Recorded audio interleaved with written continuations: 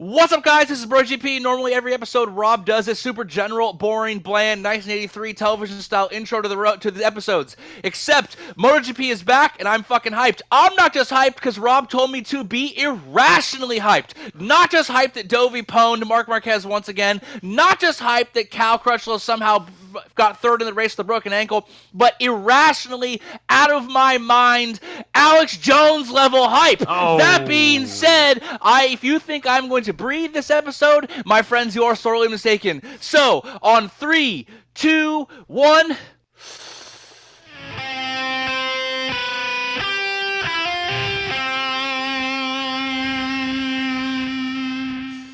Still breathing in, there we go, because I'm going to talk. This episode is brought to you by Riders Law, your California accident injury lawyers. That's Riders Law with Z. If you got hit in the back with a bike, if you crashed your bike, if some fucking shit happened, doesn't matter if you're in California, call Cy at Riders Law. That's Riders Law with a Z.com. That's the last plug you're going to get, because last episode Rob made a joke that we actually get sponsor influence once in a while, and that's why we don't have sponsors. But you know who does have a sponsor? Jorge Lorenzo. And that sponsor is BrotoGP, because we are all wearing scarves. Even Mr. Burns above to my left is wearing a scarf in the meme that we posted. Ducati cheated like crazy. Somehow Cal Crutchlow got a podium. Yamaha reminded us that they still suck ass. The race was basically super exactly the same as last season, and nothing's going to be different, but Rob won't let me talk about that because he said to be hyped. So we got all kinds of overtly positive stuff to talk about, including the fact that Kyle Wyman stole our idea. More on that later.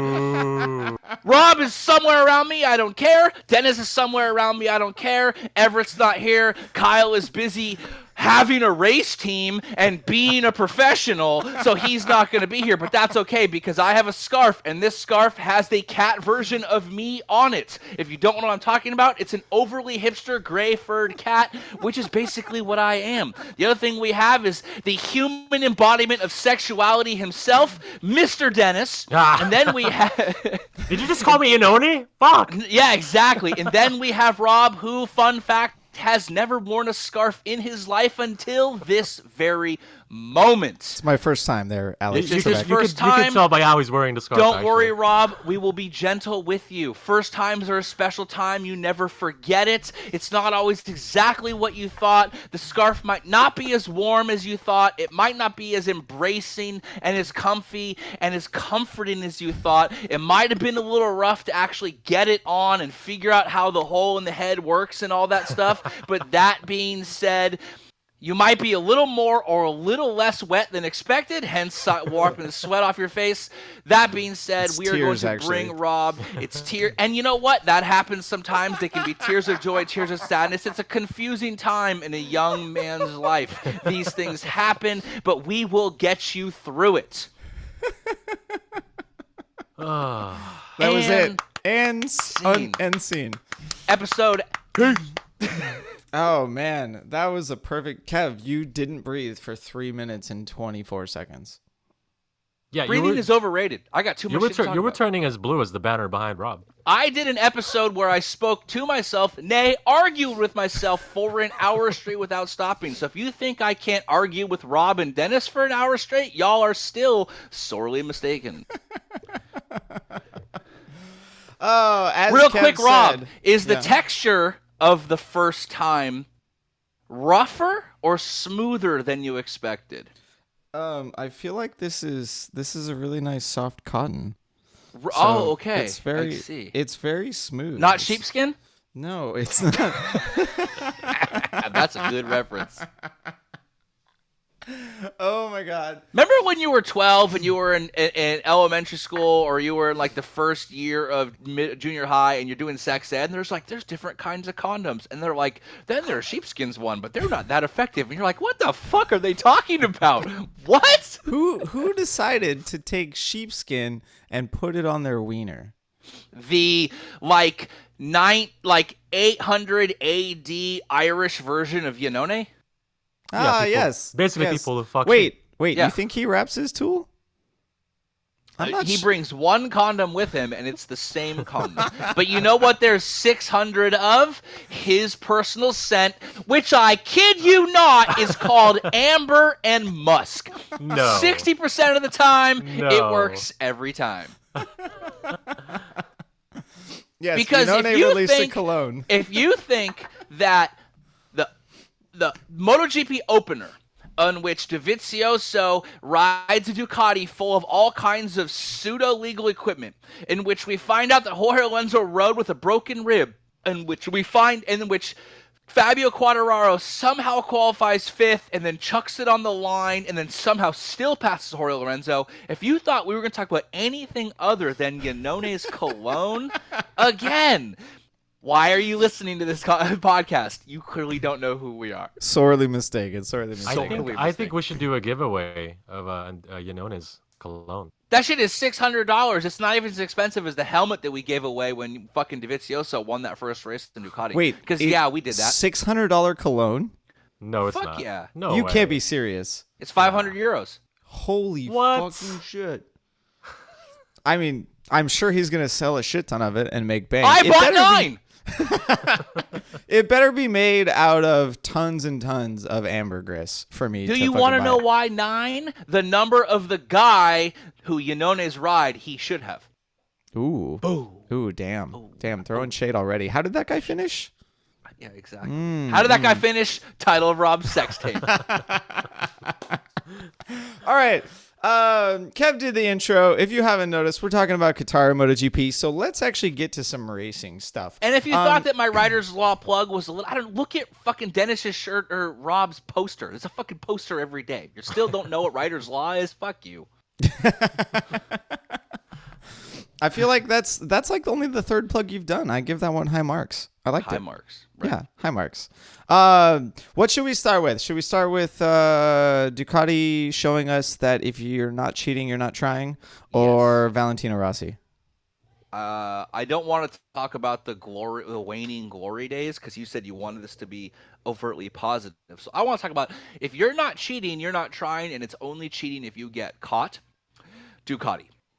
Let's do it. Dennis, what do you think about the scoop or the spoon? I guess it depends on which country you're coming from. So if you haven't noticed, and if you're not looking at our little YouTube video here, Ducati has essentially mounted a something device to the underside of their swing arm, and it is pulling air from beneath the lower fairing, shooting it towards the rear tire.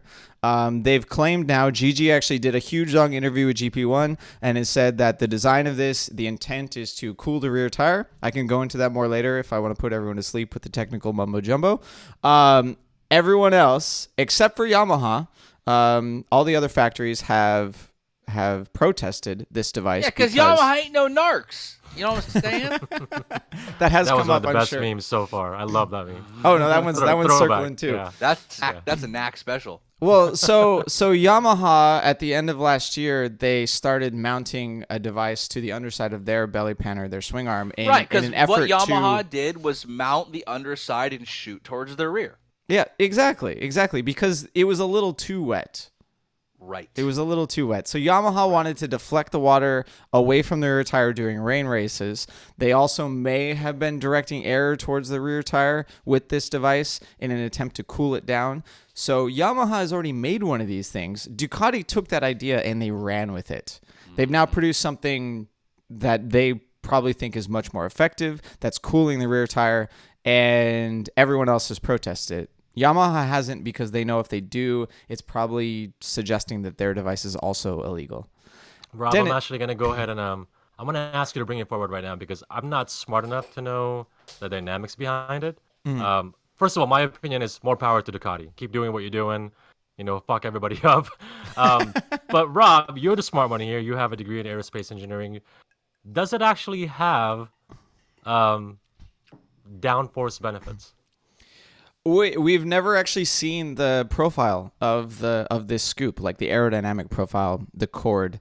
So but there's being where it's placed on the swing arm, unsprung part of the bike that low. Like, I mean, from what little I know as far as aerodynamics, like when we're talking about cars, the underbody is wide enough that you can create aerodynamic downforce. But a bike, there's just not a lot of surface area underneath the bike. Like, does it actually matter? It's like, if the front wheel wasn't in the way, you'd be getting a shit ton of airflow towards the front of the rear tire, and you could use that to create downforce. But the front tire is in the way. The front tire has made everything turbulent. It's mixed up the air. The lower fairing probably isn't doing anything there to smooth it out.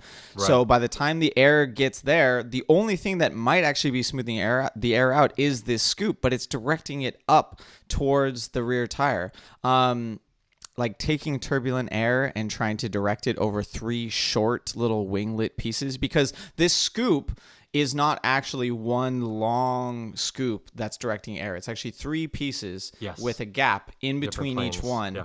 3 different sort of winglets. Like obviously it's like Gigi at Ducati has specifically said that it is cooling the rear tire. It is doing something like convection and forced cooling with fluids, with air is really, really complicated. You change the boundary layer a little bit and you can change the cooling coefficient quite a bit. Wait, you're telling me fluid dynamics is difficult subject? I don't know. Oh, yeah, super fucking complicated. So, right. I mean, Dennis tried to float my boat there. My degree was in aerospace engineering with a minor in heat transfer. So I could probably find a textbook to like just want to remind all you people who think that BrotoGP is just like a Reddit thread but live. Mm-hmm. It's not necessarily wrong. But like, while Simon Patterson is basically platforming homophobes and Moto Matters is acting like he's a glorified CNN What does journalist. Platforming mean? Don't even get me started. I shouldn't even mention that. I got banned on it. We have an actual like engineer on our episode, who can actually explain this in like layman's terms, but is smart enough to actually understand what's happening. I love the fact that like we're bros, but just like Rob's like nonchalantly, I'm a rocket scientist, like actually. Exactly. So Rob, bringing it back to you, in your honest opinion, which of the two is it more likely? Is it actually more likely for cooling or more for downforce? I'm gonna go with cooling because we've heard that the winglets up front can produce like 10 kilograms of downforce, right? I have to make the assumption that the airflow back at the rear tire is so bad and so mixed up that they're not even able to get but 10% of that. So maybe they're getting 1 kilogram of downforce at the swing arm. Maybe. Can I explain what I think it's actually doing that is the reason that they have protested this and why Honda specifically has such a problem with it? Only if you're super positive about it. Because it looks so cute? I don't know. So years ago, there was some talk that the winglets produce "quote unquote" dirty air, which was to where the fuck did Rob even go? I'm trying to like be smart here, and Rob's rolling away. Still listening. I talked for 5 seconds, Headphones. and he's like, "I'm out." Headphones. Still right. So a couple years ago, they talked about how the winglets produced dirty air and kind of fucked up the draft. And if we remember, when winglets really got big before Moto2 banned them, Dominique Egerter's bike actually had those, like, dicks hanging off the back. They like, called them strakes. They were strakes, but they looked like schlongs, right? And the whole point was they were vertical off the tail. The whole point was to disrupt the draft. And there was this big uproar that disrupting the draft was the worst thing possible. They tried to act like it was the safety thing, but really what they said was it was going to take away one of the main tactics and one of the most exciting things about racing, right, was that draft to the straight or the draft to the end. And that dirty air fucked this up. Well, what did Honda do this year? And what did they focus hardcore on in the offseason to catch Ducati? The engine. All offseason long, you saw, oh man, Honda has finally upped their engine. Ducati doesn't have the Ducati horsepower advantage anymore. But then what did we see the whole race? Dovi motor past people, but not get motored past. We saw people having a hard time drafting. I am convinced that scoop is actually a dirty air creation device to fuck with the air behind the bike. So the fact that they focused all this on downforce in the front which is going to slow them slightly despite the horsepower advantage. With Honda focusing hardcore on horsepower to close the gap, they figured out how to fit a device to fuck the air, which is why they made the hole shot device to make sure they get to the front, fuck the slipstream up, and not let Honda, who's closed the gap with the horsepower, actually be able to get past them as they continue to focus on adding more and more winglets. You saw like 6 fucking scoops on that thing now. That's a dirty air creation device. I'm no Rob, but it's just that, like Rob said, it directs the air on the rear wheel. I mean, right, so which then does what? You think? Kip, it's hard. It's hard to know without looking at the CFD. Without actually seeing the results and seeing what they ran through the computer. I said I was going full Alex Jones this episode. You say hard to know. I say wild speculation. You say can't prove it. I say can't not prove it. No, yeah, that's true. That's a double negative. I mean, honestly, Correct. like I was having some discussion on the forums about the cooling. And was essentially saying like this shit is complicated. Like we can't rule out rear tire cooling until we can't really rule it out at all. Like even after that, Petrucci came out and said, "Oh yeah, it's not for rear tire cooling, and I can't tell you what it's for because Gigi told me not to." And then Gigi comes out and says it is for rear tire cooling. Because he has to, right? The regulations are set up that if he makes an aerodynamic device and mounts it anywhere but on the front fender or on the front fairing, Danny Aldridge, the technical director, may rule that it's illegal. And if he does that, like he has overriding powers on all this new shit. Like if he rules that it's a new piece of bodywork and it's providing aerodynamic forces, which of course it is, but if it's actually providing downforce or some performance from that aerodynamic forces, then they're going to lose it. He will take it away. They're not providing benefit for themselves. I'm telling you. This is going to come out just like when Pierre Turbolaunch's fucking assistant emailed us on the sly and was like, y'all, Kevin was totally right. We just need not really going to talk about it. It's going to be that device is specifically designed to fuck with the draft.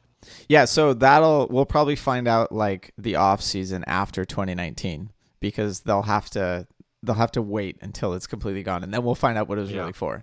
Right. I mean, fucking with the draft is an interesting prospect because if the air is smooth and you make it more turbulent, then it fits around the body better and it becomes more laminar afterwards and it fucks with the draft. Like the person behind you has to run into more air. Mm-hmm. But if the air is already turbulent, then making it more turbulent actually just makes the wake bigger and makes the draft better. Like those strakes that were on the Moto2 bike, they were trying to direct air laterally into the motorcycle to close the gap behind it. But this device is directing air up and towards the tire, which may be making the wake bigger at the tire but smaller somewhere else. It's really fucking complicated. There's no way to know. I can't do a napkin calculation here with this shit. Look, I didn't go to Harvard to study thermodynamics because I didn't have my mom from Full House pay to get me in. So off the bat, I'm not entirely sure because I had to actually take my SATs, not just have them assigned to me that I would score a 14. Wait, you didn't fake doing crew to get into exactly. No, I BrotoGP BrotoGP with a real-time social commentary. I love it. Yes, exactly. If you haven't seen the news about our current oligarchy, you'll understand. If you haven't seen the newsflash, rich people use their money to make sure they stay rich and you don't. No way. No, but anyway, right. Rob said be positive. That's negative. I'm being positive. Here's the thing. Truth hurts. Truth hurts. So a number of factories filed an official protest. That protest was then rejected. Apparently there's some talk about now it going to court. Here's the thing. I think Ducati, one of my favorite ongoing stories in MotoGP is Ducati's refusal to accept the spirit of the rules or the rules at face value and figure out how they can push the envelope. This is a prototype series, and we've seen a continued push towards spec-ish level series, which has truthfully made the racing closer. What was the top 15 separated by? Very close margin. It has its merits. It has its merits, but there's things that Ducati is continuing to pursue, basically, no matter what you say, which is we are investing heavily in aerodynamics to improve the performance of a motorcycle, which is something that hasn't been, outside of slight variations to bodywork, really explored, and Ducati is going to continue to explore this. What did we see when this hit the street bike? And yes, it was on the fucking Kawasaki, whatever it was, H2R, whatever, H2R, but when Ducati puts it on a race homologated bike, what happens? It wins the first 3 races. No pressure, Kyle. But also Scott Redding is leading the BSB Championship test today in Spain. In Spain on a bike with winglets. So it's something that's trickling down to street bikes and showing a proven benefit. I'm fucking stoked on it. Not just because I think they look cool and I think it's rad, and it really makes MotoGP in the same way that F1 cars look really specific. It really sets them out as the cream of the crop. You know what I mean? They're fucking race bikes. They're race bikes, and it's a way they don't need to look like street bikes. Right, and it's the other cool. Yeah, they specifically shouldn't. So, we made the joke with the meme with Mr. Burns saying man is cheating's a gift to himself, and all that stuff is hilarious, and they continue to push the envelope, but I fucking love it. I think it's great. When I saw that they had this new stuff and then the other factors were pissed, I mean, anytime Honda is pissed, I'm stoked. Yeah, and while I don't necessarily agree that it looks cool, I'm all for it too, because if this is the pinnacle of the sport, then it should drive innovation. And while I want to see close competition, I want to see innovation as well. Let me ask you something, Dennis. Yeah. You don't think it looks cool. No. I think it looks cool. No one cares what Rob thinks because he's a nerd. Nerds! That's a compliment. What you now. can, I'm fine with it. That's actually a compliment. What you can, I love you, Rob. What you can, Dennis, I think agree with me on is that it's unique. Yes. And it gets you talking. Mm-hmm. Like Mark Rothko and Adolf Gottlieb once wrote a letter when describing abstract expressionism that there is no such thing as a good painting about nothing. I don't care if it looks good if it doesn't perform function. Mm. Wait, Mark Ruffalo is a painter? Mark Rothko, not Mark Ruffalo. Hey, nerd, we're talking about actual culture here. That was for Dennis. Yeah. But that was the gist of it. There's no such thing as a good painting about nothing, right? And that's the same thing when it comes to this for me. Dennis might not like how it looks. I happen to like how it looks because of a concept-based point of view. Let me put it this way. Not necessarily that thing, but just how the Ducati has actually evolved into the bike that... Like, I used to think it's beautiful in the Desmos Medici, but, now, with all the winglets, with all the aerodynamic stuff, not feeling it, but I understand the reasoning behind them, the function. Right, the underlying concept is valid, and it gets you talking, and it keeps you interested, and it's a talking point. Like, the fucking... the M1 is a Thomas Kincaid painting, right? It's a stupid-ass kitsch painting that I guess looks cool, but it literally means nothing. Give me the ugly-ass Ducati with meaning behind it all day long. All right, I'm gonna relate to exactly what you just said there, Kev. The Thomas Kincaid painting? No, bring it back to the M1. God. Thank God. So Ducati is in the position to take advantage of all these aerodynamic devices because they have all that fucking horsepower, right? Last year at Qatar, not nearly as many winglets as they ran this year, right? They've got the nose ones, they've got 3 down the side, they've got the swing arm thing, right? The rules have tightened up such that they can only have 2. They can have 2 sets of fairings. That's it.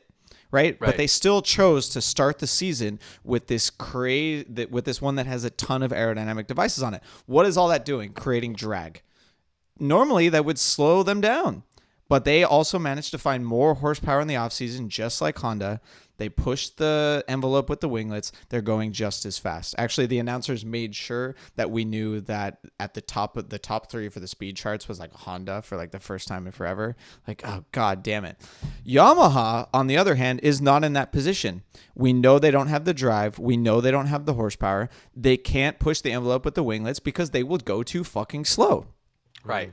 Right. I mean, in the series that shall not be named, that's exactly what's happening over there too. The ones with the high horsepower can can do more with the aerodynamics because they don't care as much about the drag. The teams without the horsepower, they get kind of screwed on this.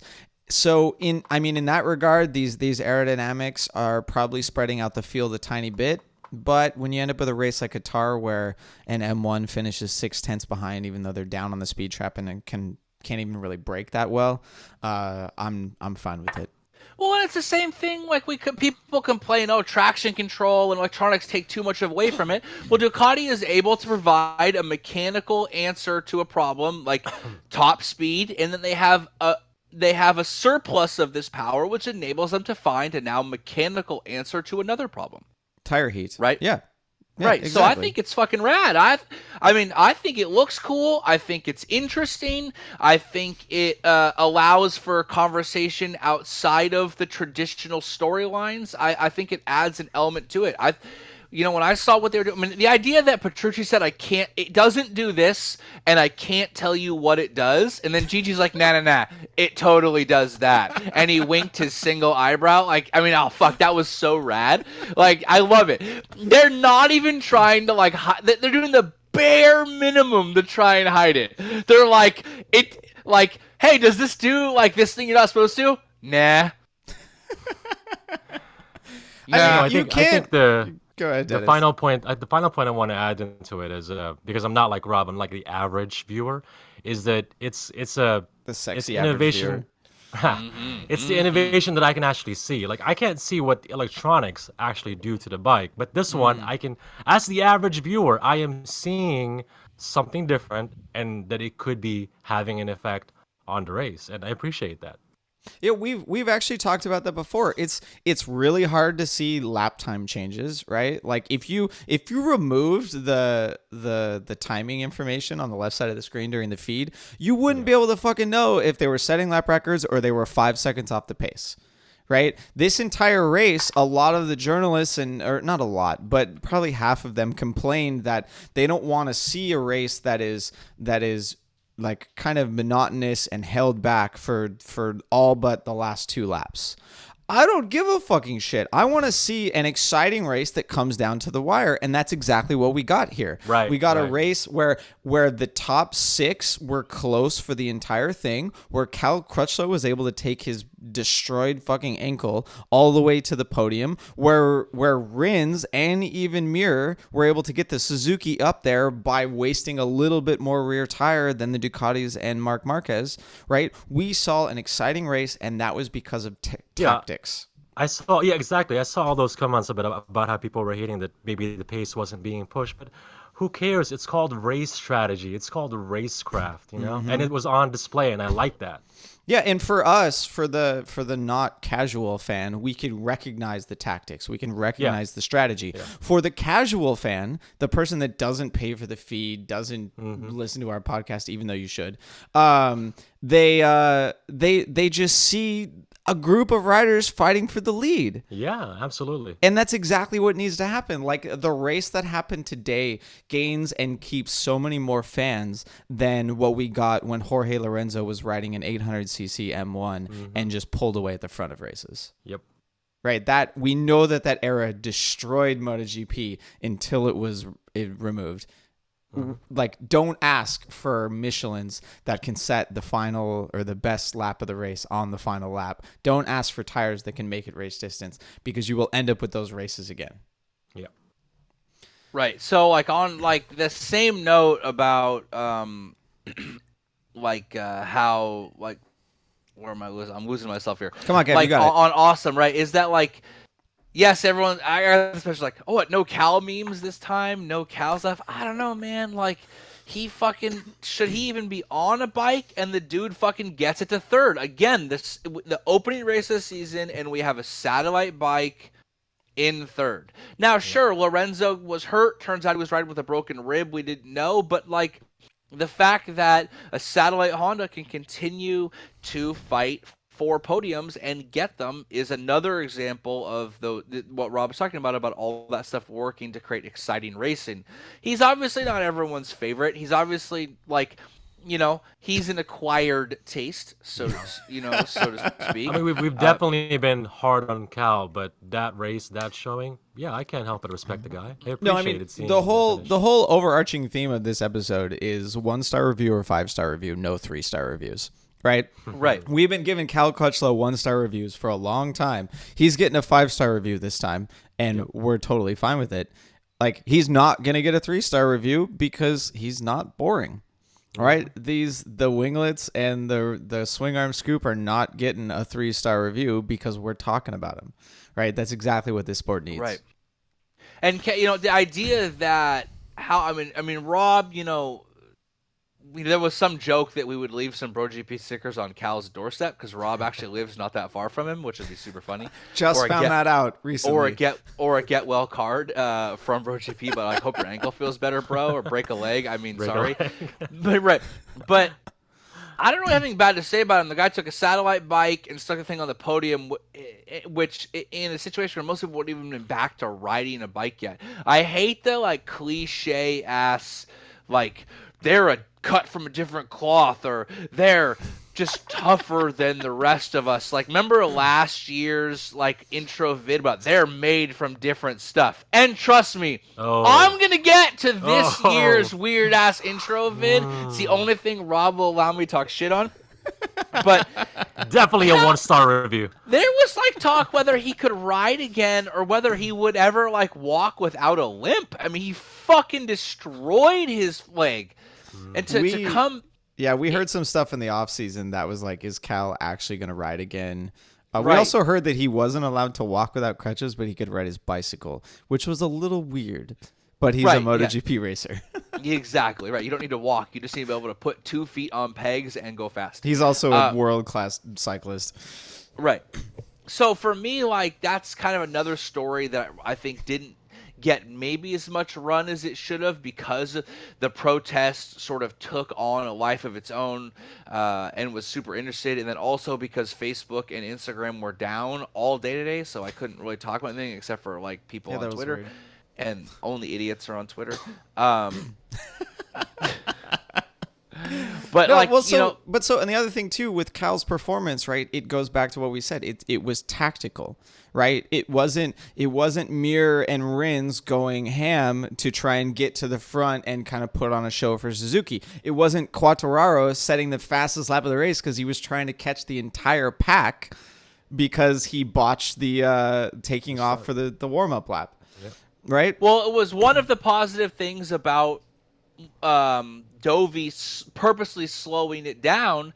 Tactics begat tactics, right? Dovey had his own tactic by trying to bunch the field up, slow them down, not get away, not make it just him and Marquez. And what it allowed to happen was that Cal was in the hunt the whole fight, and then you had the story. I was oh my god, this guy might win this race, or this guy's in the hunt and his leg is fucking destroyed. It's crazy. It was one of the things I was actually paying the most attention to. I was holy shit, if Cal wins this race, I gotta eat a lot of fucking crow sandwich, dog.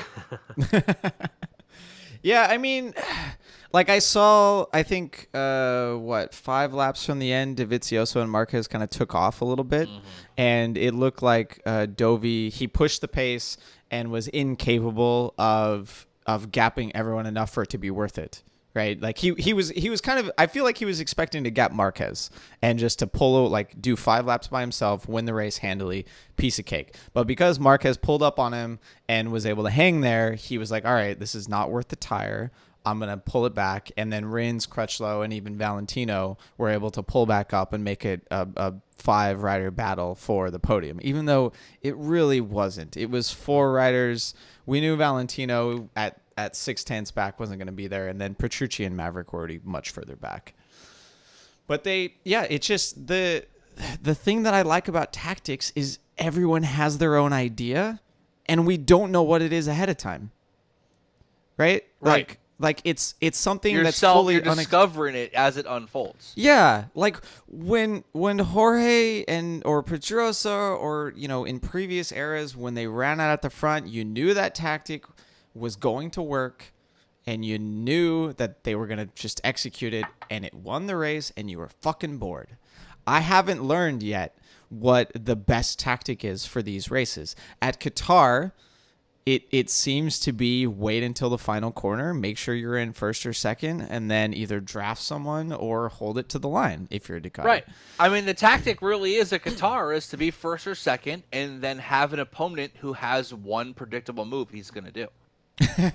That's true. You know what? The same predictable on move. that point, Rob, I think I want to thank Dovizioso for creating this new style of racing. Like I look at Dovizioso now and think that I'm looking at the Aikido master of motorcycle racing. Like he knows. Don't ever say the fucking word Aikido on this podcast again. I'm going to interrupt this. Aikido is total fucking nonsense. What is total Aikido? nonsense. It's complete bullshit. Do not take Aikido for self-defense in any stretch of the words whatsoever. If you like performance art and you simply want to move your body and you basically want to do a version of dance, take Aikido. That's great. Wait, if you want to have hold even on. if you want to have even a monochrome of knowledge of how to use your body to defend and or attack or compete in a physical contest of grappling, do not do Aikido under any circumstances. If you don't believe my fucking credentials, this is an IBJJF Nogi World's gold medal. This is an IBJJF World Master gold medal. This didn't come up. This is a fucking open class PANS world medal. I'm not the greatest guy there ever was. I'm an amateur at best, but I have enough knowledge to know that if you do Aikido, you are wasting your fucking time. You might as well be riding a satellite team in World Superbike. That is how much of a waste of time it is. Wait, so it's like capoeira, but a different nationality? It's worse. Capoeira keeps you in shape. Aikido just makes you fat. What? How is that even possible? Okay, I will concede. I will no longer use the A word. But the point that I'm trying to make is that it seems like Dovizioso. You're goddamn right. Dovizioso has mastered the art of using your momentum against you. Like he knew what Marquez was gonna do. Like he just knows to beat Marquez by using Marquez's own strength against him. That's what I appreciate about Dovizioso and his racecraft. I question if this type of race at Qatar is actually Dovizioso's fault. Because I distinctly remember a Johan Zarco performance where he pulled out in front and they kind of just sat there and like, what the fuck is this guy doing? Rob distinctly remembers a dude's performance about pulling out in the front. Keep going, Rob. No, I don't know. It was probably still Dovizioso and Marquez behind Johan, and waiting for him to not set those fast laps anymore and just to take over the race. And we saw the same thing from Rins this race too, right? It took him a few laps, but he still managed to pull to the front, use up some rear tire, and then didn't have it for the win towards the end. But that's my point about Dovizioso is like, look, we're done with the era of aliens. Dovizioso was never an alien. Yeah, exactly. But he's figured out a way that he doesn't have to be the fastest, just be the smartest guy on the grid to beat you with your own game. Yeah, I mean, we've talked. he's like the fastest the final lap or for the whole race. Like Sorry, you Kurt, look go. in when they had the Dovey on Cloud 9 in the year when hella guys won, Iannone won, Jack Miller won, Cal won, Dovey won, and there was like, oh wow, it was like such a drought between wins, right? Like Dovey won his one race in Donington in 2009, and it was a wet race, and then he wins in Sepang, almost a decade later, and it's a wet race, and there's like, oh. Like, that was just another one-off win, so to speak. But that guy has gone on to fight for the title and continue to win races. Like, Dovey has used tactics, intelligence, and Ducati engineering to make himself a consistent, a guy in the conversation for the win. It's kind of crazy to think that after all that time, he just became, like, a day in, day out guy you have to consider for the win. Yeah, we're looking at a guy who managed to, all those years of not being relevant, of not being competitive, found a way to actually use that experience to become relevant now and become competitive now. Right. I think that's admirable. Yeah, I mean, the old adage, hard work beats talent when talent doesn't work hard. I'm not saying like Mark Marquez and Honda don't work hard, but Right. Work you smart, laughing not for, hard, Ron? right? No, Work smart, not hard. I just thought of all the people that are saying Iannone is gonna bounce because he's not even like interested in racing anymore. Well, And, would like, you be interested in racing if you were selling your Amber and Musk fucking cologne for Yeah. $600 a bottle? I Yeah. wouldn't be. That'd I be mean, a- it'd be a That's two perk. Dovizioso replica helmets for crying out loud. god dang, right? Yeah, exactly. I mean, for me, much it's less Dovizioso's- production cost too. You know, he's a world champion, so he obviously is talented. But I think he saw that there was this opening for the in this day and age where they're specifically trying to bunch the pack up for the sake of the show, that tactics and intelligence would really play into that, enable him to maybe win. I mean, look, we get this. Marc Marquez is clearly the most talented guy on the grid right now. He's essentially revolutionized the idea of what we think a motorcycle can and can't do, and it's consistently amazing. Now, his shoulder may not agree with us, and that may end up being the Achilles heel, right? You know, like you're like a true Greek hero, your number one attribute becomes your downfall. But Dovi has found his niche where being the calm, level-headed, intelligent guy who can work just a little bit harder than that more talented and make up the gap to be in the conversation week in, week out is one of the things I love about MotoGP the most, right? Because like we see this on the BrotoGP Army Facebook group and on our Instagrams and on the Twitter feeds, all that. Like, if you're fucking wearing an orange shirt, why don't you tell me how you real feel about Rossi, right? They'll tell you all day long. Or if you're a Rossi fan, tell me how you really feel. But no one like dislikes Dovi. Like everyone kind of likes him. You know what I mean? Like you can't really dislike him.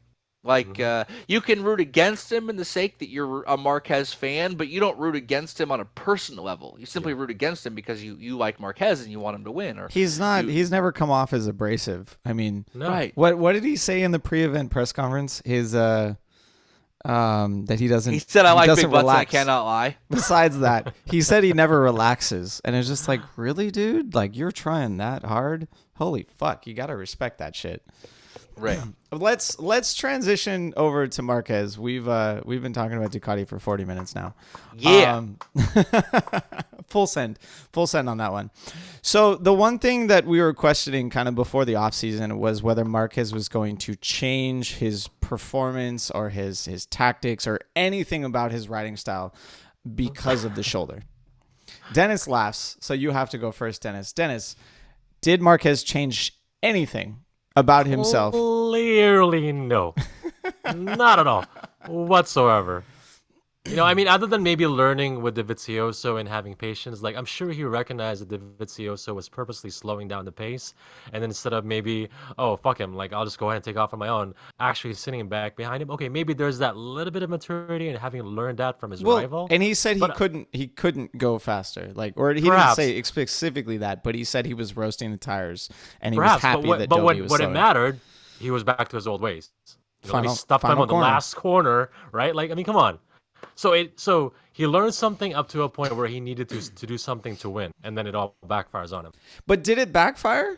Right? Like, I mean, if he hadn't tried, he would have got second anyway. So and he didn't crash in the race once again. But it certainly doesn't exhibit that he's learned the lesson. Kev, do you think he's a different rider? No, because there's no reason to change until he's given a reason. I mean, the guy's won multiple. I mean, again, he fucking wins the championship and then has his arm dislocated that day. I mean, like, if there's ever like confirmation bias, you don't have to worry about it. Is like, I don't care if my arm got dislocated. I just won the fucking title. Like, I mean, I know. Never fixed it. Orthopedic surgeons. Right? He fucking popped his arm out so much that his friends just know how to pop it back in. Right?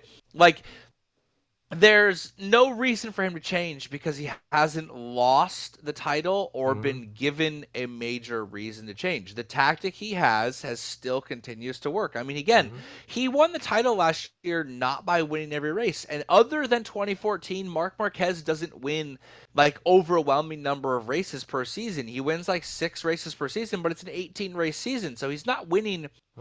Like when Valentino went on his 5 in a row, he won 9, 11, 9, 11. Like he was just in like 15 and 16 race seasons, right? He was winning 2/3 of the races and shit, right? what Marc Marquez is doing is he's winning the championship by winning when he can, and he just comes in second or third every other race. His just level of consistency is like it's just punishing. It's like how Lorenzo won his championship against Marquez. He just never finished, or like how when Never didn't finish. Right, never didn't finish. Or when Danny Pedrosa won 7 races that one year, it didn't matter, right? Because fucking Lorenzo just came in first or second every race. Marc Marquez is doing the same thing, and what did he do this race? He came in second by like hundredths of a second. He was completely in it. There's no reason for him to change his style, tactics, or attitude whatsoever because it hasn't actually caused him a problem. He crashed in testing, and he crashed during all the practices, right? I actually didn't get to watch FP3 and FP4. Yeah, I mean, I know we just spent 40 minutes like applauding Dovizioso, but the fact is that the stronghold on the championship is still at Marquez's side, and all Dovizioso is doing is maybe making that stronghold a little bit lighter. But the fact is that Marquez is still the favorite, so he doesn't have to change anything. Yeah. There's no reason to change anything until he's given a reason. Exactly. He has to get hurt in a race and miss a race. He won't change anything he does unless he crashes in FP3 trying to push the pace and then misses 2 races. He needs to pull a Lorenzo, which is crash in testing and get hurt, crash in fucking practice, break a rib and get 17th or whatever he got. Like, he crashes and his shoulder hurts and it pops out, but he still gets second until he's given a reason not. Until he turns into Pedrosa, there's no reason to. That's actually a good point. It hasn't happened Rob. before that he's not like taking those consequences from practice and qualifying. It's never advanced to the race. He's always been in the podium fight, even after dislocating the shoulder or doing something else. Like get that off your mic there, Kev. Get it off your mic. Sorry. No, so yeah, you're right. Like there has been no negative feedback, right?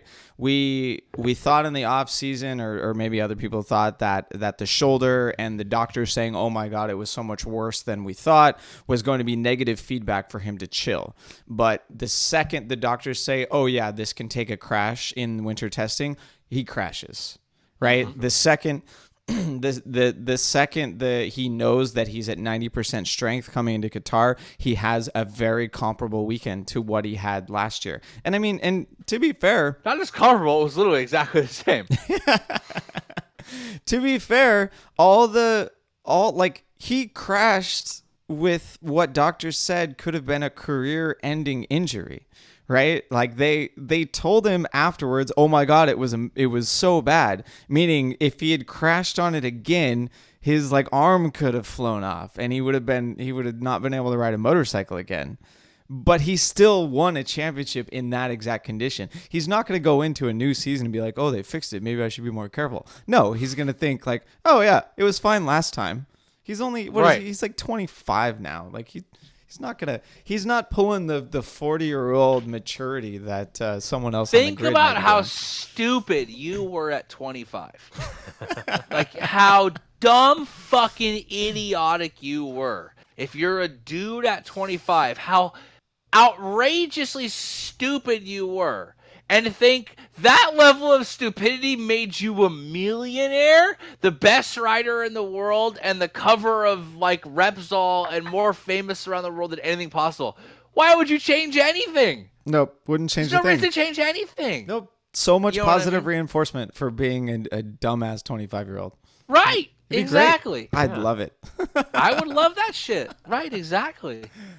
No, all right. I mean, he had a great weekend. He got second. He was right in the hunt. The guy just, Dovi outmaneuvered him. That's all that happened. He could have easily won that race. Dovi misses a shift. He times it a little better. Dovi misjudges it slightly. Dovi tries a different tactic. He easily could have won. Like, he's completely in the championship hunt. There's no reason to think he's still not the overwhelming favorite. So, for me, like, yeah, keep doing it till it's doing. I mean, if it ain't broke, don't fix it. Mm-hmm. And your shoulder might be broke, but your fucking metal trophy case ain't. I mean, if anything, it's broke from the weight of all the fucking gold you're putting in it. From all those trophies. Exactly. Right. Insinuating from all the trophies and not like all the oats. All the actual all the steel gold. cutouts. Should they get? Are they giving him actual gold? Actual gold, right? Their Repsol is just handing him oil, just Yes. as an investment for later. You'll need this when we run Right, out. exactly. No, I'm going off topic. What should we transition to next? Do you want to talk about Suzuki or 40-year-old not podium winners? Yeah. I mean, this is the big question of the episode, right? Like, not the episode, but the race in general. Like, I posted this on Instagram, and we talked about it. Like, Rossi qualifies horrendously. And then he makes this, like, valiant charge to 5th, and everyone's super excited, or everyone's joking the best he can do is 5th. The Yamaha's still terrible. That, like, the subtext of the whole fucking race was, like, yeah, it was exciting, but it was exactly the same as last year. And I'm not trying to go downer, because Rob said don't go downer, so I won't, but... Yes, he passed a lot of people. Yes, it was exciting, but the end result was still quite underwhelming. Suzuki's and satellite Hondas are significantly better than the Yamaha right now. Rossi goes on to say that the Yamaha didn't fix anything. All right, I'm gonna challenge your underwhelming. I'm going to take the side of everyone on social media. The 14th qualifying position lowered everyone's expectations so far that they were super surprised that he could make it all the way up to 5th place. They were super surprised that Dovizioso and Marquez and Rins and Crutchlow, like, lowering the pace was actually going to allow Valentino Rossi on the M1 to make it up to 5th place. Right, that's like the idiot kid whose parents are just glad he got a B. But then his parents are also mad at his super smart sister who got an A- because she's an A+ student. Like, you know what I mean? Like, he got a C+. He didn't fail, and everyone's happy for him. I mean it's back to this Simon Crafar conversation of, like, oh, he kind of did his job somewhat well. Right. Dennis, you had something you wanted to drop in there? No, just to add that in my opinion that Qatar is always going to be an outlier. Like, historically in the last decade that I've been following it, like, rookies and satellite bikes have been able to turn up at round 1 at Qatar and do pretty well. Like, Zarco had that. I think he started in the front row last year, led the race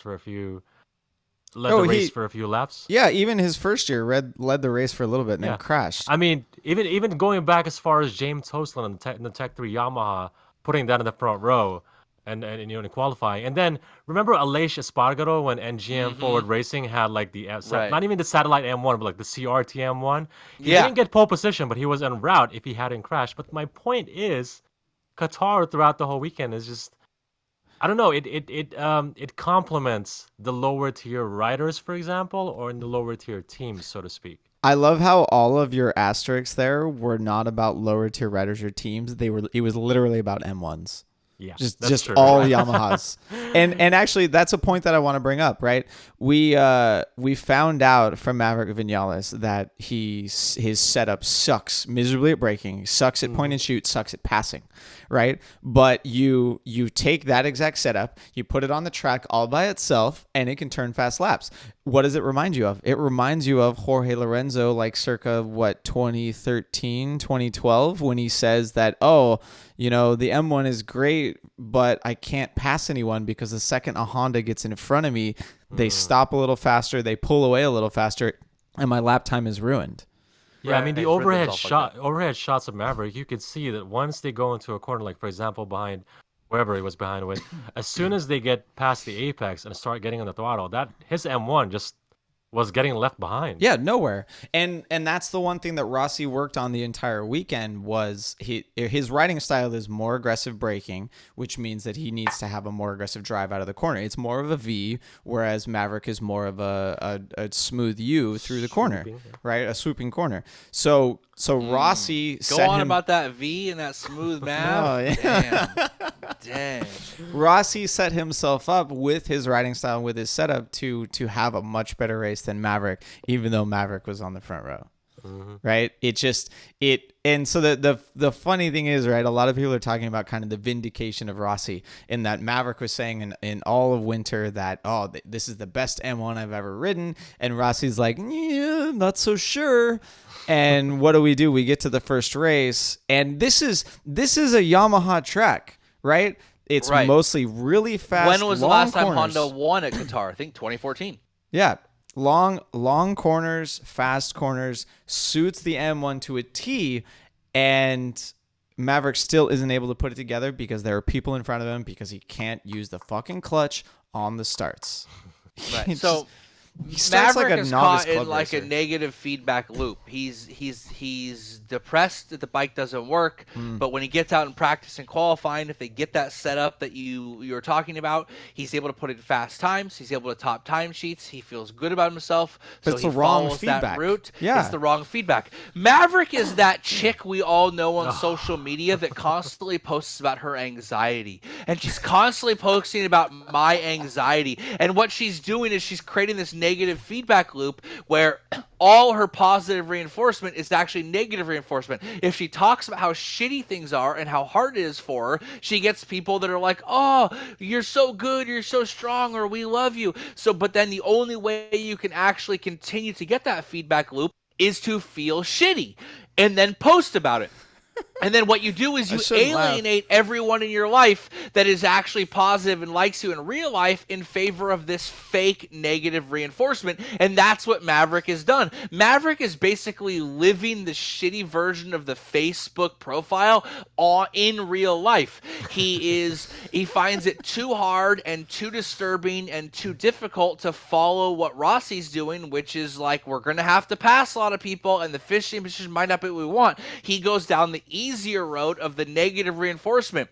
He knows that the setup's not right, and he knows that this isn't the best setup, but that gets him coverage, it gets him clicks, it gets him saying people is back, it gets him saying, wow, Maverick is fast, but then when push comes to shoves, it fucks things up. Maverick is that chick on social media that constantly posts about her anxiety and my anxiety, or all the problems she has. His whole life is built around negative reinforcement that fucks up the actual results he wants in favor of the temporary reinforcement that's actually making things worse. Y'all know who I'm talking about. Y'all have that fucking person or thing. And I say chick, but there's plenty of dudes who do it too, and there's plenty of everyone in between. It's not gender specific. We're inclusive here. No, you're right. And it's actually, the funny thing is, it's not a terrible thing for Yamaha, because they have Maverick like getting on the front row, winning practice, setting good times out there. Like even Rossi came out in FP1 and posted amazing times and led the way. And then you have Rossi fighting back from his classically shitty qualifying position. Like, if Rossi had qualified 11th and finished 5th, it'd be par for the course. But because he was a little bit further back in 14th and got 5th, everyone was like, "Oh my God, it's a life-changing performance." Like, no, no, it's not. But that's so Rossi being Rossi. It's a life-changing performance. Title of Kev's. Oh my God. But Yamaha is covering both bases, right? They're winning practice and they're doing something surprising in the race. It's good coverage either way. The only thing they actually need to do is win the race. Or they got to win more than one race every 21 months. Yeah. Oh man. Okay. I mean, the thing is it was an amazing race. It was interesting to see how far he could come up. It really. We didn't get to see it enough. We didn't get to see it enough. Again, that they, I didn't get to see anything because the fucking feed didn't work until like 5 o'clock that night, which was fucking great. I couldn't watch the race live. I couldn't watch it. It wouldn't log on. It wouldn't it couldn't buffer. Everyone I knew was messaging me saying, "What's wrong with the fucking app? What's wrong with this and that?" Wait, Kev. You're telling me that you didn't see the intro live? No. Luckily, I was able to see the intro. Not live, where I could rewind, focus on it as much as I wanted without the fear of missing live action.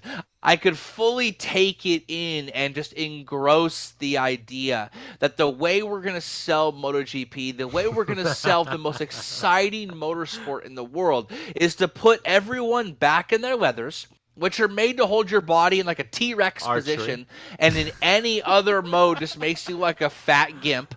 And we're gonna put everyone, and we're gonna start.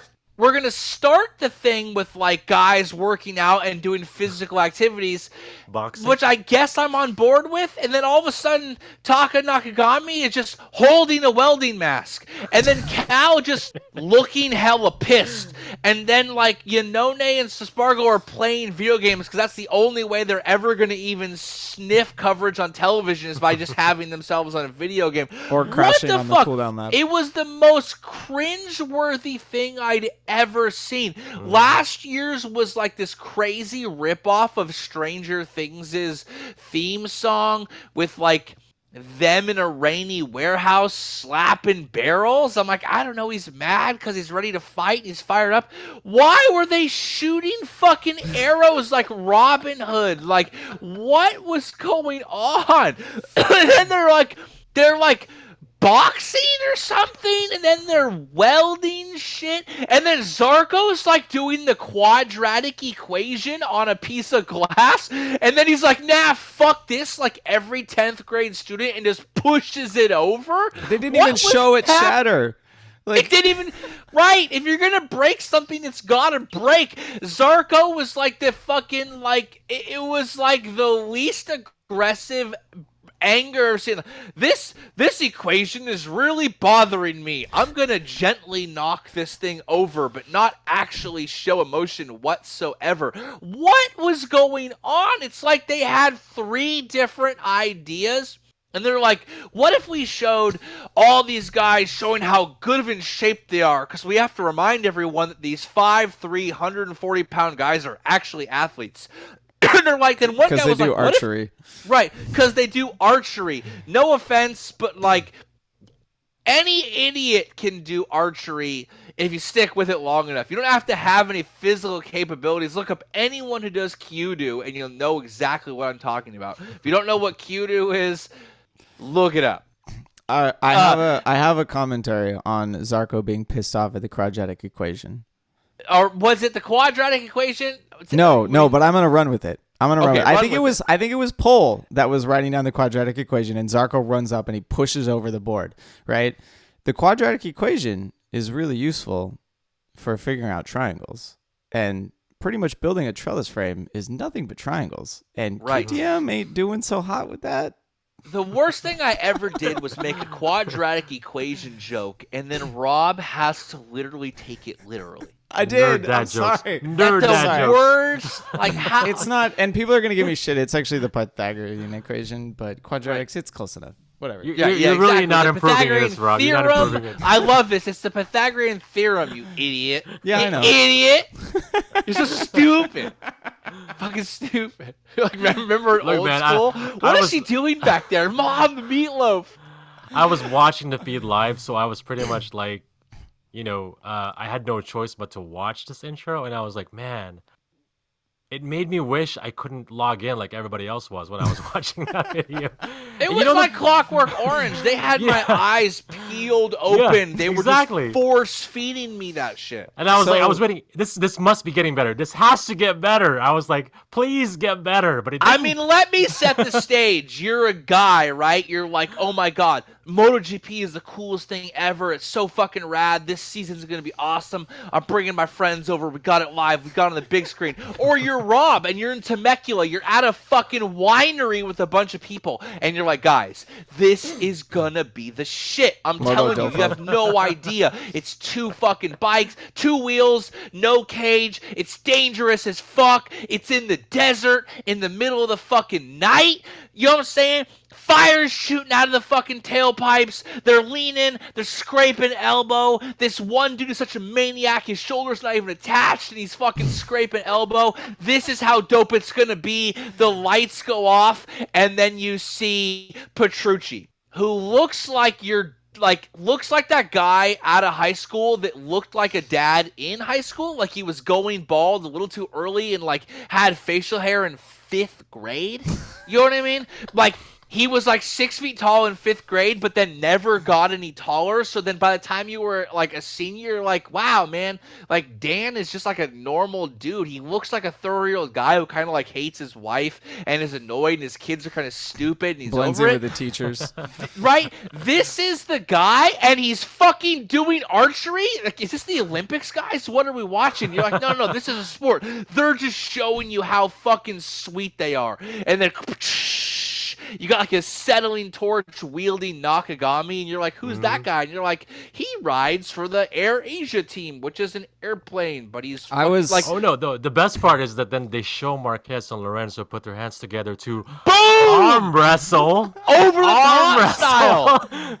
And then you know the part where Mir and Rins are boxing, so like Mir throws this punch and Rins dodges it in slow motion, and then Rins looks at the camera, but you can see the moment that his soul leaves his eyes and how fucking stupid the whole thing was. What am I doing Oh with my God. life? I've achieved my dream of factory MotoGP rider. Many people are counting me as the dark horse for the championship. They're saying I could win races. Simon Crafar is saying like this guy's gonna win a race this year, and he's like, hold on, man, let me dodge that punch. I hate my life. Let me box in full leathers. Right. The worst thing you could ever get is like the worst thing that ever happened to you is getting the thing that you want. You know what I mean? And he is literally just like, what is going on here? They're doing the fucking Y equals MX plus B on the board. I don't know what's happening. There's like the worst voice-over ever. I mean, get the guy from Honest Trailers, get fucking Christian Bale doing the Batman voice, get someone. They just have like the chubby dude with the faux hawk from the fucking press conference doing the voiceover. Like, what is happening? Who possibly thought this was a good idea? How can this sport... You're telling me this sport is so prestigious that Marblow is willing to create an entire fictional company called Mission Winnow, not Win Now. I swear to fucking God, I'll kill you if you say it. They create a fictional company with a fictional mission statement that means nothing just to have their name on this whatsoever. And literally some guy was smoking in the back room somewhere in fucking Eastern United States going, did we fucking paid to be a part of this? He had a voice box and he's like, what the fuck is this shit right now? I don't know what's going on. Oh, man. I love that, the coffee folks, too. Is how you don't breathe. I love the coffee too. It brings the whole thing to home. I currently actually have pneumonia. Oh man, I had a point there and I completely lost it. So did the marketing director for MotoGP before they aired that. They had a point and then they lost it. I remember. I was kind of expecting a question about business ethics towards the end. Right, okay. Yeah. Right. Business What ethics. question do you want? No, in the intro video. It reminded me of the decathlon, and you gotta have a question and answer about the sad puppy that lost its way. Right. It was just like, what is happening here? There was no. Totally, Rob. Totally. God damn it! I don't Kev. know what you're talking about. I'm just gonna ignore everything Rob said, just like I'm gonna ignore that intro and convince myself that Rob is still a smart guy. Billy Madison. Business. You mean the academic decathlon? Everything you just said. Yeah. And your incoherent rambling. God damn it. Yeah, exactly. God damn it. We are all now... I mean, yes, here's the thing. Every single fan of MotoGP is now dumber for having watched that intro. Thank you. The MotoGP marketing director is awarded no points, and may God have mercy on his soul. But BrotoGP still exists to save you, to pull you out of that hole that MotoGP has put you. Right, exactly. We don't normally specialize in taking things out of holes. We specialize in jamming them in. But it's just like I posted on Twitter earlier that I was kind of not stoked for this season. And then I'm like, okay, I'm actually kind of stoked, right? Like Fabio's looking pretty dope. The Petronas is looking dope. What Zarco going to do on that thing? The Lorenzo thing interests me. With Marquez's shoulder not being great, maybe things will change. I'm interested. Okay, I'm interested. You've caught me. Yeah, that mattered. I'm paying attention. It's all good. And then they drop that as the first thing we see before the race. I mean, people are jacked out of their minds. We got hundreds upon hundreds of comments in the race thread in the BrotoGP Army Face group. People are fucking stoked and ready to go. No. All right. I get to talk shit about one thing. I'm milking that. You already did it. You already did it. All right. We're gonna use this as a hard transition. I actually do want to talk about the rookies. Okay. Because we saw some very interesting All I'm performances. going to say is the guy who directed that should be waterboarded. Like, why is Dorna making it hard for BrotoGP to promote MotoGP? I mean, remember when it's the same like Rossi and Vinales did like a rock video where they played guitars. Like, it just... Yeah, but that's not MotoGP. That's that Yamaha. shit was so cool. But it's the that same... shit was so good. No, it wasn't. What was going on? That was bad. That was bad. So good. But at least it was just two guys, not the whole fucking grid. That's a good point. You gotta call the guy who was like, okay, Ben Speeds, you have not any motive ability in your whole body. So here's the thing. You're just gonna say that tracks look like animals, and you're gonna say it deadpan, and no one's actually gonna know if you're being serious or not, and so that's funny. I don't think they instructed him to say it deadpan. I think that was just him. No, but I agree with Kev. There was a time when the Yamaha marketing was actually on point. Remember that short film or video? Yeah, they made Cal the janitor. Exactly, that was fucking hilarious. No that wonder was he's awesome. fucking all about MAGA these days. They try to make him a janitor. That's a good point. Yeah, that's a good point. Yeah, exactly. Anyway. Okay, no, so back to the rookies. So quick shout out to, this isn't rookies, but to Jack Miller trying to kill someone with his seat. But moving on to the other Pramac rider. So we didn't hear all that much about Pecco, but were you severely disappointed that he actually pulled out of the race and didn't kind of give us a Ducati-esque performance with all his horsepower and his winglets? I'll be honest, when I'm big on Pecco, but the only fucking rookie, the only guy I cared about whatsoever that was going on was fucking Fabio. All right, we'll get to him soon. Dennis, anything on Pecco? No, I'd like to concede my time to Kevin on this one. Okay, thank you. No, that's it. That's it. He already used him up. All right. Who else? Dennis yields the floor to the senator to his right. Yes. You are on his right. I'm the senator of Wakanda. You wish. All right, next rookie falling down the order. That's just because I got a whole closet full of vibranium. Okay, we're gonna get to Quartararo last. So I had some questions on our last YouTube video actually about Olivera and why we kind of ignored him in the last video. So I did notice one thing during the race. He was the top KTM until like a couple laps to go. Does that mean anything to you? No. Are you asking Kevin or me? You go ahead, Dennis. Kev already said no. Well, I mean, you know what? I wasn't with Kevin. I wasn't on board with Kevin when he called Maverick to be the 2017 MotoGP World Champion. But I said I was on track too for that. Yeah, exactly. And you were close. I said he was going to be the 2019 or 2018. So clearly we both failed on that one. Yeah. So how right does this now, relate? Well, it's less about the rider. I'm no longer invested in riders. I am now invested in the teams, the sponsors, Red Bull. Like, I want Red Bull to be a legitimate title contender, if not a winner in the series, because of the amount of effort they're putting in all this, in all the classes. Like, I actually want Red Bull themselves, regardless of the riders, to succeed. I mean, it's legal tobacco money. It's fucking great that they're able to pump all that into our sport.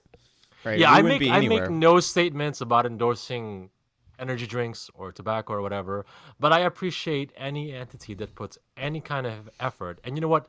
The kind of effort that Red Bull is putting into the sport, I can't help but want to see them succeed. Well, it's not half-assed effort. Like I'm not. Yeah. I won't be behind any entity that puts in effort. Like hell, if I showed up to like the Moto2 grid and like with my half-ass, like not even using enough tires, you guys would not be all about it. But no, I'll be right behind you, bro, like 100%. But that's just me. I'm ride or die, bro. You on the Moto2 grid? I don't give a fuck what's going on. And it's not about you. It's because you put us on the MotoGP paddock. If you don't think I'll steal Alex Marquez's Marquez's rear tire for you, I don't even know why you think we're friends. If you don't think Kevin will steal like Yanoni Cologne, you're wrong. Actually, you should steal that and we'll sell it on the black market. It'd be great. Exactly. No, but Red Bull, they don't do anything half-assed when they go into motorsports, right? Two teams now with the full KTM factory team and the satellite team, right? That look fabulous. They do have the best livery on the grid, in my opinion. And they specifically said that bike development was more important than paying Marquez's salary, which is fucking amazing. So it's that kind of effort I will applaud every single time, even if they do manage to only finish 15th and score 1 point. Oh no, sorry, Pole got 12th, so they got 5 points total for the race. I mean, like I was actually like watching the first couple of first practices and a little bit of winter testing.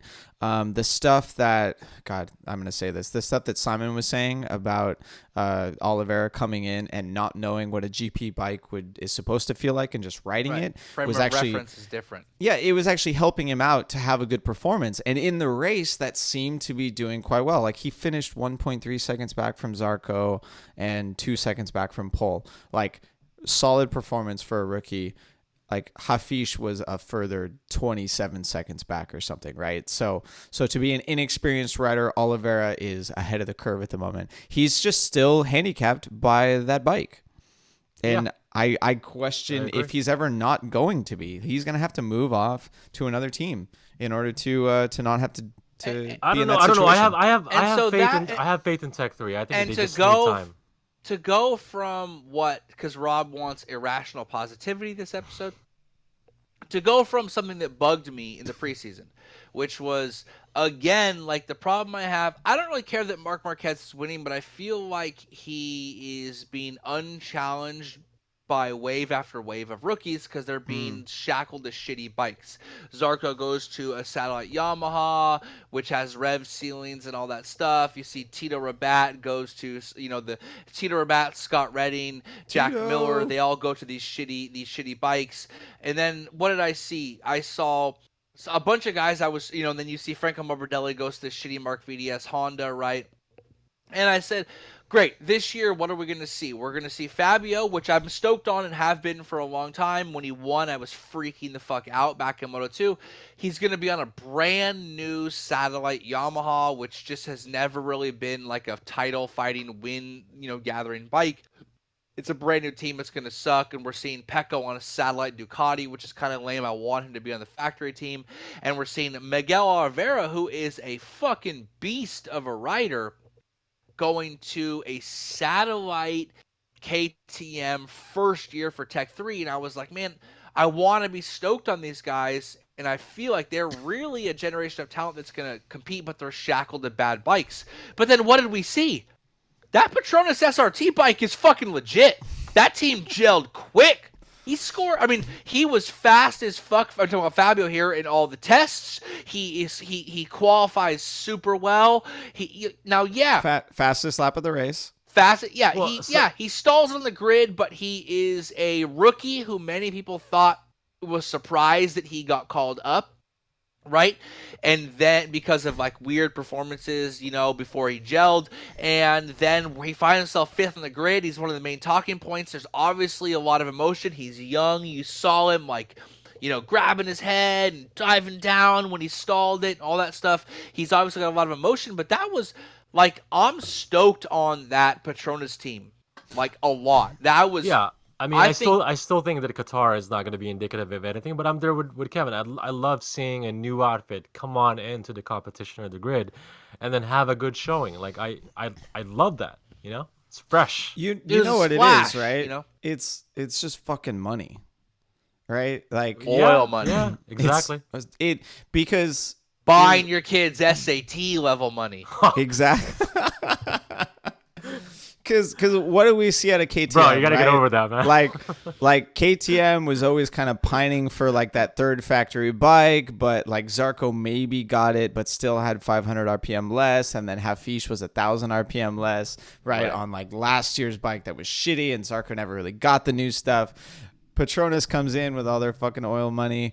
Morbidelli gets the 2019 M1 right off the bat. Quartararo gets a much more updated M1 than expected. Like, he's not 1,000 RPM down. He's much less than that, right? Yamaha is that fucking ex that you had that let everything go to shit, took you for granted. It was all good. And then when you fucking bounced, they suddenly lost 25 pounds. They stopped drinking. They got really into like yoga. They treated their next fucking boyfriend or girlfriend like a fucking queen. You know what I mean? You're like, yo, what the fuck, man? I was begging for that shit for years. I finally had to bounce, and suddenly you realize it. I totally know that girl. You know that girl, and you know that dude. Fuck. That's exactly what it is. Nope. Yep. I mean, that's exactly what it is. Yep. You had to get dumped hard on your ass to figure it out, and now they're all on social media. They're posting their pictures. I didn't get dumped. She got dumped. All right. But then she turned the tables on me, and I don't appreciate that. Sure. Yeah. So she starts a new account. What do they have now? They have that awesome new livery with like the new style and the colors. Oh, it the looks fade, so the ombre. Ooh, the fade. Shit got a new dude. They got the fade on it. You know what I'm saying? They trimmed down. They updated. I mean, you know, I'm just saying they're back on the market. They're trying to let you. I see. We all see that Petronas shaking its booty at Herv. We all see it liking those posts late at night. Y'all fucking Petronas SRT is fucking liking posts on Herv's page from like 2017. Deep likes, son. Deep likes. And they don't even double click to unlike it real quick. They just let Herv know. We see when you had Dovey and you were getting podiums. Fabio likes that picture. Oh, man. No, I mean, if we get to other tracks later in the season I can't turn every episode into ex-girlfriend, ex-boyfriend references, you severely underestimate the amount of ex-girlfriends that I have. Yeah, I was gonna say Kevin has had a rough youth, basically.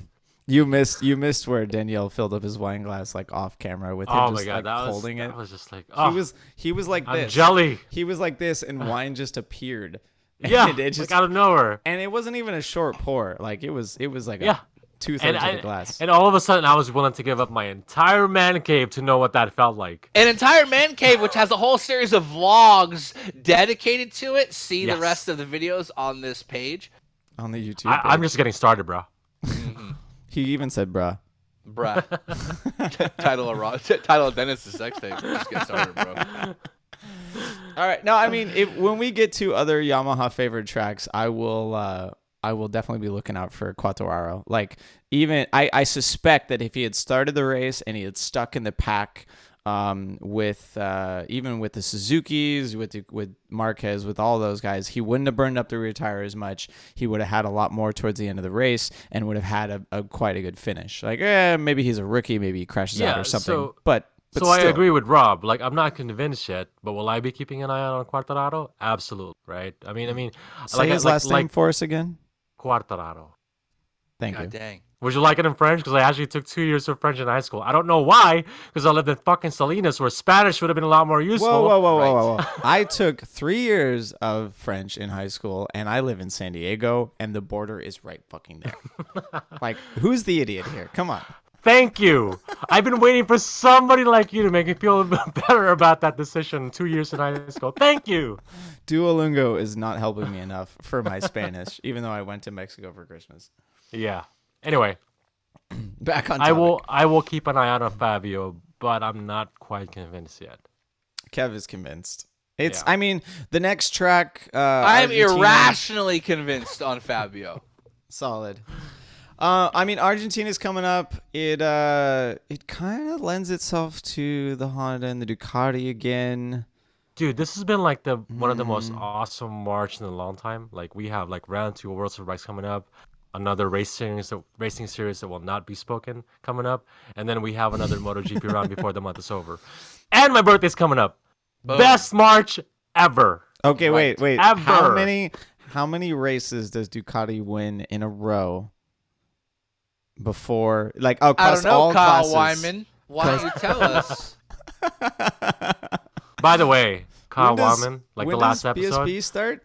Why do Moto America riders keep using BrotoGP and then ditching us after? Fucking Josh. I don't know. Ask Josh Aaron. They don't. What are you talking about? Kyle, I'm looking at you. Like, don't pull a hair. Dude, he's like a full-on host now. He wants to. Yeah. You know how much he wants to play Jeopardy?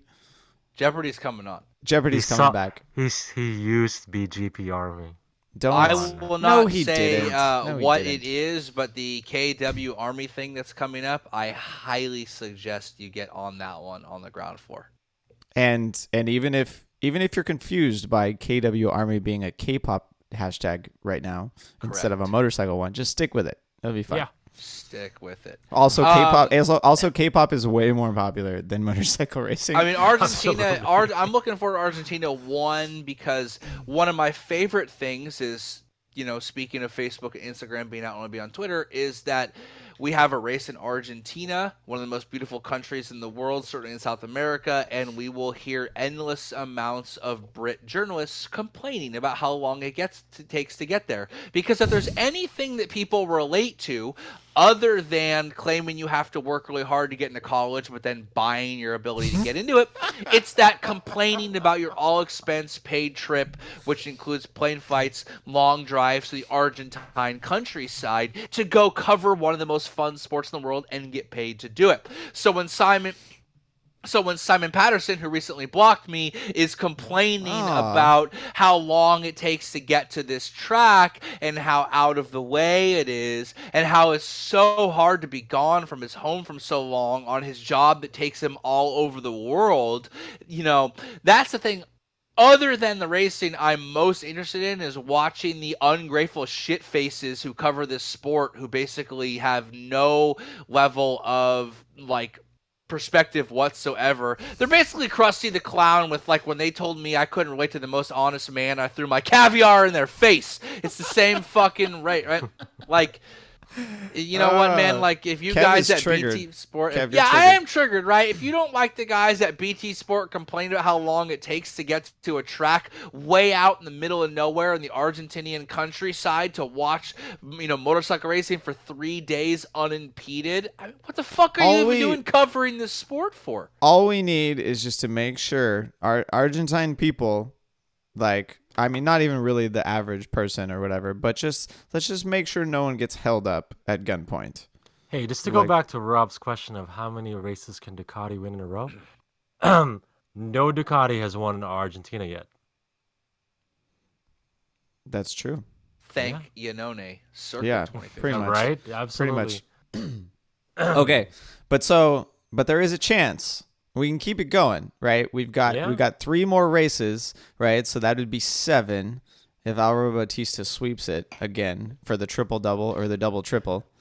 And then I will there's another fucking one. go, 4 more BT races if you count Motorsport. Super Bowl You can left. send me to Argentina around. I'll bring 1 DVD with me, 2 DVDs, 2 movies. I will watch this shit on repeat all the way out there. If you guys can't, or you're listening to the podcast, you're not watching, I am holding the Criterion Collection version of the 5.5-hour movie Che.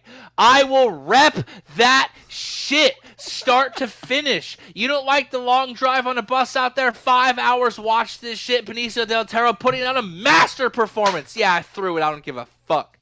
Kevin, speaking of movies, we are long overdue for World's Fastest Indian movie review. Yes. Oh, yes. Dennis is This now week. actually completely prepared with his new microphone, his new computer. He is here. I am. You don't have to wear the scarf for your World Fastest Indian, but I feel like it might also work for that episode. Burt Monroe. I will would try play my with the best scarf. Kiwi accent somehow. Right. Don't. Please don't. Please don't. I mean, I guess the Philippines are way closer to the very Kiwis close. than Very yeah. So speaking of scarves and not having to wear them but still wearing them, one thing I'd like to really cover. Right, exactly. Let me put mine back on real quick. Okay. Got too hot for you, huh? Kev? Final- Got too It hot. did a little too hot. I was final spitting hot final fire. point here, Kev. Final Final point. point is that, Jorge Lorenzo, I wanted to talk a lot of shit about him, right? And then it finds out he's riding with a broken rib. Mm-hmm. You ever broken a rib? You ever just Yes. had a cough for a couple of days and been like, damn, my side hurts from coughing? That dude rode a MotoGP bike around the track and finished the race with a broken rib. That shit is nar. I got That dude is so tough. Like people questioned like his mental fortitude, or whatever. But like, I love that he's like embraced his self-awareness that he's just a weirdo, and he's finally come to grips with it. But the idea that like he rode that race with a freshly broken rib is crazy. Well, Yeah. I mean, God, I'm not going to dab this. No, this is super positive. He did exactly what I expected of him, and I love him for it. He complained about the conditions, said it was too cold and damp, tried to get the race moved forward an hour to make it safer, crashed because the conditions weren't amazing, hurt himself, still finished the fucking race because he's a beast, just like he's done before in Qatar. As in 2013, actually. Mm-hmm. Yeah. Legendary. No, I mean, it's insane what this guy can accomplish. Like, he didn't win the race. He didn't have an amazing performance, but he still fucking finished it. And I guess I think he broke his first rib, which is like right below the collarbone or something. Right. That can't be comfortable when you're trying to brake on a motorcycle. Like, I've broken some ribs before.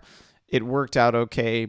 It sucked for a little bit, but like to that one, Mark my words, man. Lorento is going to win a race on the RC213V this year and will be the first in the modern era of MotoGP to have won in 3 different manufacturers. Oh, I'm not going to doubt that one bit.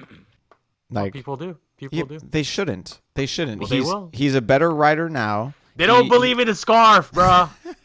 He adapts power. He adapts more. He adapts to motorcycles quicker because he has that experience with the Ducati. How long did we tout him as the one-trick pony in Dam 1? And yet he proved us wrong on the Ducati. 18 months, I'm pretty sure.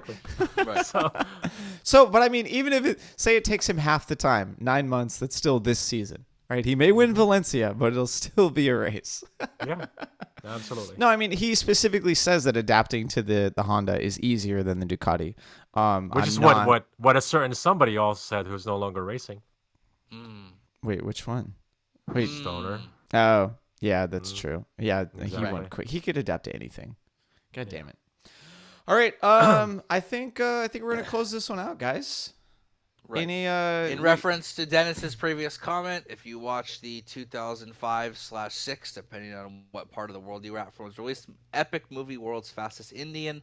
It's truly a great film, a special place in both Dennis and I's heart. We're gonna do not a joking review, kind of like the Torque, Right, but a like never mind that it's a motorcycle movie. It's just a great movie. A great movie period. that motorcycles feature Period. prominently, and one of the things they'll be discussing. I'm super interested and stoked on it. If you haven't seen the movie, you can download it. I think on Amazon Prime you can watch it. There's a couple ways to do it, but highly recommended, and you'll see us be covering it in the incredibly short future, probably within a week or two. Also, Dennis is stop vlogging. Also, Dennis is doing a series of vlogs, so you may or may not be listening to this or watch this on the BrotoGP YouTube channel. You may be following iTunes or Spotify, which is great. Also know that if you want other content in shorter format, we've been including other things. Dennis is doing a series of vlogs that are going over the agonizing choices he has on which Italian bikes he should buy, and if you can see directly behind him, it's all of them. So which is nice. But content continues to grow. Dennis is back and running kind of his own channel series on the YouTube page, and people have been really liking it, engaging in it, and definitely give it a listen. Yeah, he's got full reign to vlog whatever the hell he wants because he has the editing and video production eye of all of us. So he's making good content. Please follow along with that. Yeah, give me a reason to continue, right? Like, share, and subscribe. Also, follow Rob on his Instagram page, his racing, because if he gets a certain number of people like his page, maybe he'll get sponsored once in a while. And we'll eventually click on release Kyle sex tapes. Wyman's page. Make sure you're keeping an eye out for his KW Army thing. It's not actually related to what we do, but it's just super cool, and I guarantee you will like the end result of it. I want first dibs. I want first dibs on tag merch, Josh Heron and why don't you come back on BrotoGP, and then when he lies for the reason why he doesn't, call him a liar. Whoa, Kev, don't go there. Don't go there. No, I have one more. Moto America opened up pre-subscriptions to their live stream or to their streaming service. So it's called Moto America Live Plus. You can go to motoamericaliveplus.com and you can sign up. If you sign up this month in March, Actually, I don't know when the actual end date is. It's $50 for the entire year. They're promising 6 Bargain. to 8. Yeah, Bargain. 6 That's to a 8 deal, hours son. of coverage for all 10 rounds. Actually, Coda will probably be a little bit less because it's only Superbike there. You'll be able to watch all the races kind of on demand at a later time. It's going to be a ton of coverage. If you want to watch anything besides Superbike, if you want to watch Supersport, Twins Cup, Stock 1000, Junior Cup, you gotta sign up for Moto America Live Plus. God, and $50 for the year is It's like less than $50. $5 a month. That's 4 months of ridiculous. Netflix. To reiterate, we are not under any circumstances like affiliated with Moto America. We're just like saying them. it because it's true. Like, I mean, we Yeah. like them. That's it. There's nothing. Like, I no Exactly. kickbacks, no nothing. I So- bought my subscription within hours of it coming out. Within hours. And you know that yeah. Moto America's taking it seriously because one of the things they're doing is they're creating manufacturer exclusivity for a digital product which has no actual limit on how many they can have. So they are in on 2019, son. They have adapted to the modern age and the real world. They have realized that you just arbitrarily manufacture exclusivity and it's dope. So if you ever wondered when they would join 2019, I they have to put my have Moto joined it. America And sunglasses on. Moto America sunglasses, and they are in. For reals, though. You know, something we'll be covering a lot. Some of those riders we want to get on the show and do more interviews and talks and host and all that stuff. So it'll be sweet. Yep. All right, everyone. It's been an hour and a half. Thanks for listening. Check out riderslaw.com if you need legal help, especially if you're in the state of California. And catch racing this weekend with AFM and Moto America starting up soon. We will see you in a couple of weeks or less. Peace.